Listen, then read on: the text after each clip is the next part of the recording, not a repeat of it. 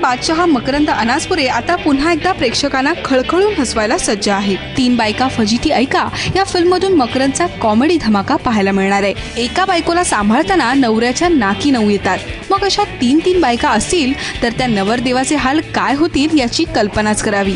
त्या अनुषंगाने होणारी कॉमेडी फिल्ममध्ये पाहायला मिळणार आहे। हा सिनेमा केवळ प्रेक्षकांच्या निखळ मनोरंजनासाठी असल्याचं मकरंद सांगतो।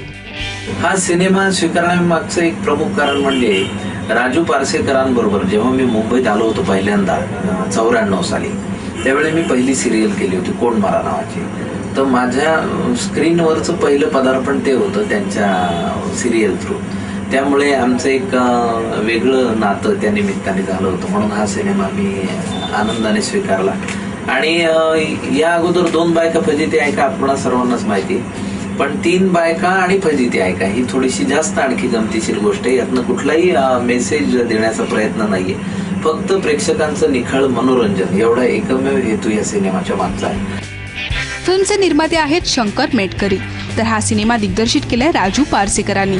या चित्रपटाचा मूळ हेतू फक्त निव्वळ निर्भय करमणूक आहे आणि त्यामुळे यातला हे actually tried and tested formula म्हणतात, म्हणजे जे करेक्ट करमणूक करेल असा चित्रपट बनवण्याचा आमचा मानस आहे। मकरंद सोबत फिल्ममध्ये त्याच्या 3 पत्नींच्या भूमिकेत आहेत क्रांती रेडकर, निशा परुळेकर आणि तेजश्री, तर मकरंदच्या आईची भूमिका करते सुरेखा कुडची।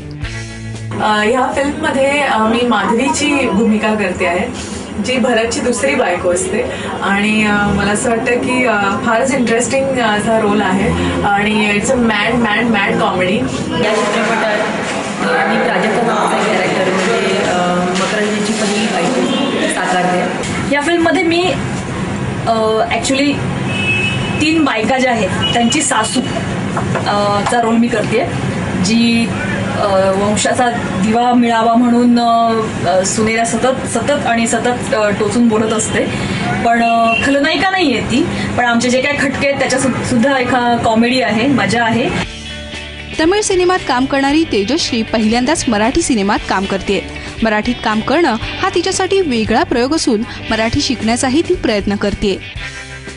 माझ्यासाठी मराठीमध्ये हा नवीन प्रयोग आहे, कारण की मी बरेच वर्ष तमिळमध्ये काम केल्यामुळे मराठी थोडंसं जड जातंय आणि मी पण मराठी शिकतेय बोलायचं, तर आणि काम करताना खूप मजा येतेय। नुकताच या फिल्मचा मुहूर्त पार पडला आणि शूटिंगलाही सुरुवात झाली आहे। लवकरच या 3 बायकांची आणि त्यांच्या बिचाऱ्या नवरदेवांची फजिती रुपेरी पडद्यावर पाहायला मिळेल। ब्युरो रिपोर्ट, स्टार माझा।